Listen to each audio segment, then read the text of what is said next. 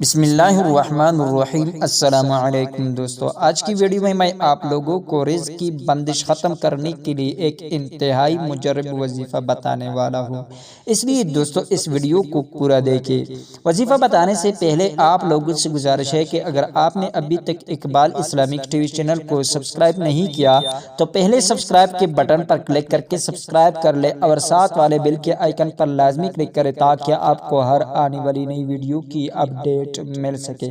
جی دوستو، آپ لوگوں نے یا فتاح یا رزاق، یا فتاح یا رزاق نماز فجر کے بعد سورج نکلنے سے پہلے ان اسماء مبارکہ کو رزق میں کشیدگی کے لیے اول و آخر 11 مرتبہ درود ابراہیمی، یعنی جو ہم نماز میں پڑھتے ہیں یہ والی درود شریف، پھر 500 مرتبہ پابندی کے ساتھ یا فتاح یا رزاق بغیر ناغہ کے 21 دن تک پڑھے۔ انشاءاللہ اللہ رب العزت آپ کی آمدنی میں اضافہ کر دے گا اور آپ کی رزق کی بندش جو ہے وہ ختم کر دے گا ہمیشہ کے لیے، کیونکہ دوستو یہ وظیفہ ایک مجرب وظیفہ ہے۔